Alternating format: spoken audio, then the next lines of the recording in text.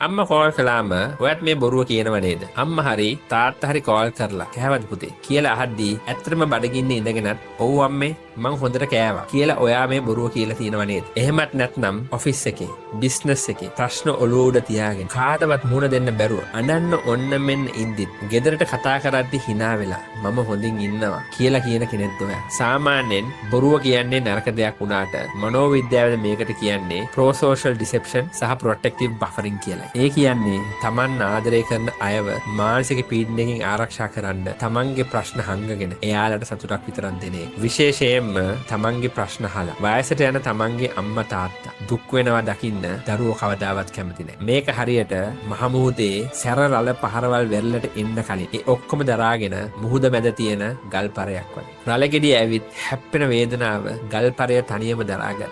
වෙරළට එන්නේ හරිම නිස්කලංක සෞම්‍ය දීරලක් විතරයි. ඔයත් කරන්නේ අන්න ඒ වගේ දෙයක්. මුළු ලෝකෙම එක්ක හැප්පිලා තුවාල වුණත් ගෙදරට කතා කරද්දී ඒ ඔක්කොම හංගගෙන ඔයා ලස්සනට hina වෙනවා. මොකද ඔයා දන්නවා ඔයාගේ එක කඳුලක් දැක්කොත් ඊට වඩා 10 වාරයක් එයාලගේ හිත රිදෙනවා කියලා. තමන්ගේ ප්‍රශ්න තනියම දරා ගන්න ගමන් අම්මා තාත්තව සතුටින් තියන්න මහන්සි වෙන ඔයා ඇත්තටම පුදුම තරම් ශක්තිමත් කෙනෙක්. කවදා හරි දවසක ඒ ආදරණීය දෙමාපියන් ඇත්තටම ආඩම්බර වෙන්න පුළුවන් තැනකට ඔයා අනිවාර්යෙන් වෙනවා. තමන්ගේ අම්මා තාත්තා වෙනුවෙන් තමන්ගේ ප්‍රශ්න හංගගෙන ඒ ආදරණීය බොරුව කියන දරුවන්ට මේ වීඩියෝ එක යවන්න. අම්මා තාත්තට තියෙන ඔයාගේ ආදරේ වචනකින් කමෙන්ට් කරන්න.